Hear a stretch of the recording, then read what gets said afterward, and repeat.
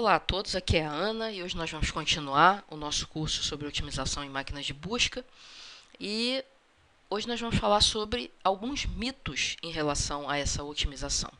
O que são esses mitos?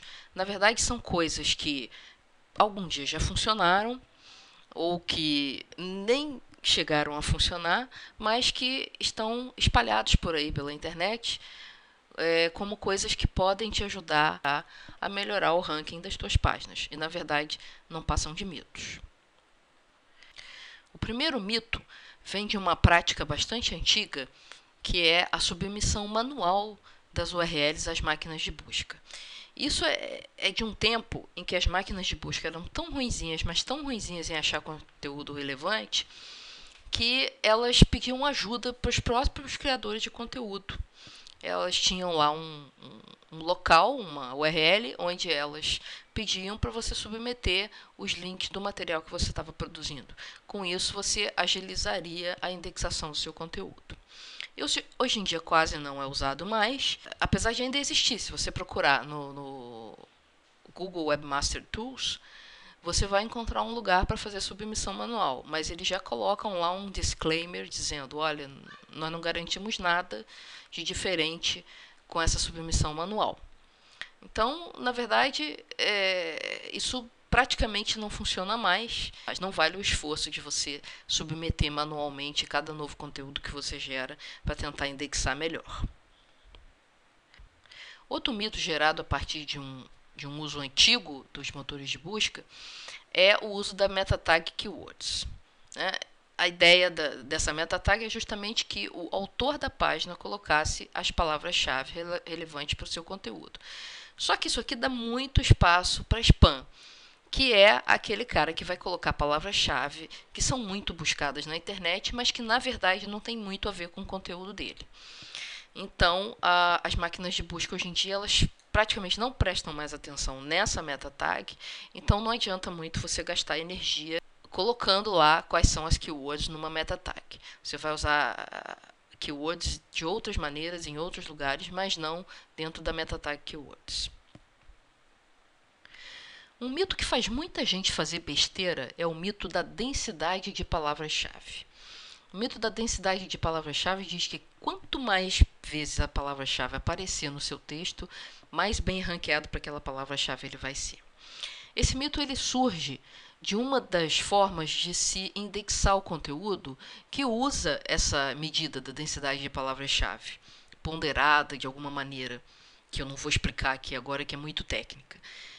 E sabendo disso, algumas pessoas começaram a fazer o chamado estufamento de palavras-chave. Ou seja, pegava um texto e entupia da mesma palavra-chave, cada duas frases aquela palavra-chave aparecia. E o que acontece quando a pessoa que está criando o conteúdo faz isso? Acontece duas coisas. Uma é que piora a experiência do usuário. Piora para o usuário, que é o leitor do teu blog, o leitor do teu site. E hoje em dia, as máquinas de busca já são capazes de detectar que você está fazendo um simples estufamento, né? Então, não funciona mais. Tá? Eu vou explicar um pouquinho mais essa parte de piorar para o usuário. Por que piora para o usuário? Porque o texto fica chato de ler. Você tem que escrever um texto que seja agradável de ler. E certamente não vai ser repetindo a mesma palavra 20 vezes num texto de 500 palavras que você vai fazer um texto se tornar agradável de ler. Tá? Então você piora a experiência do teu usuário, que deveria ser a sua prioridade, e ao mesmo tempo que aplica uma técnica que na verdade é um mito, não funciona mais, porque as máquinas de busca já são capazes de detectar que você está fazendo, na verdade, uma forçação de barra para tentar ranquear melhor. Outro mito que existe, esse mais recente, é o mito da personalização. Ou seja, aquela coisa que o Google começou a fazer há não muito tempo atrás, de usar as buscas que o usuário já fez anteriormente e os links que ele usou como relevantes para essas buscas, como informação adicional para fornecer os links para ele. Tá? Já foram feitos estudos de que a personalização não afeta tanto assim os sites novos como seria de se supor, né? Uma vez que, se o usuário já está acostumado a ir em determinados sites, a máquina de busca retornaria sempre esses sites. Não, a máquina de busca também está interessada em apresentar novidades para os seus usuários. Então existe aí um balanço entre o que você oferece em termos de personalização e o que você oferece em termos de novidade. Então, não se preocupe que a personalização não vai impedir que o seu site ranqueie bem para um usuário, a não ser que o volume de buscas desse usuário para um determinado assunto seja muito, muito grande e pese demais. Mas em casos mais normais, esse tipo de personalização não afeta tanto a sua capacidade de ranquear bem para um usuário que já é uma pessoa que procura informações daquele nicho há algum tempo. Agora nós vamos falar de alguns mitos relacionados com os links da sua página. Primeiro vamos falar dos links recíprocos. O que são os links recíprocos? Aqueles links que você pede para um amigo linkar para o seu blog e que você linka para o blog dele. Ou, pior ainda, você cria dois blogs diferentes e um fica linkando para o conteúdo do outro. Tá? Esse tipo de coisa já não funciona mais, novamente, porque os motores de busca estão espertos o suficiente para começar a detectar que existe um padrão e começar a penalizar aqueles blogs ou aqueles sites por isso. Outro mito bastante danoso é que os links pagos são uma boa ideia.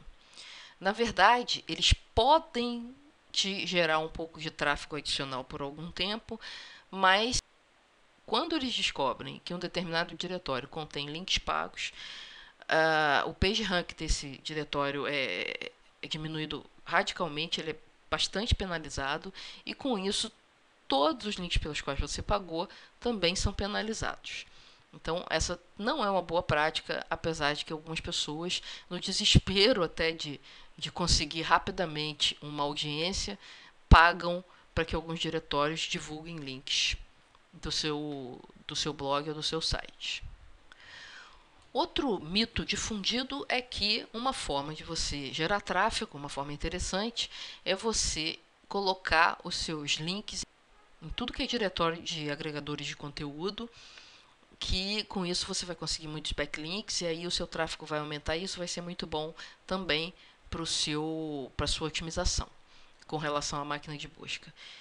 Essa coisa do diretório ela é verdadeira até um certo ponto. Isso depende muito da qualidade do diretório, como a máquina de busca o enxerga. Então, se você está submetendo os seus links para diretórios de baixa qualidade, você, na verdade, está perdendo pontos com a máquina de busca. Então, vamos voltar e fazer aqui um resumo da ópera.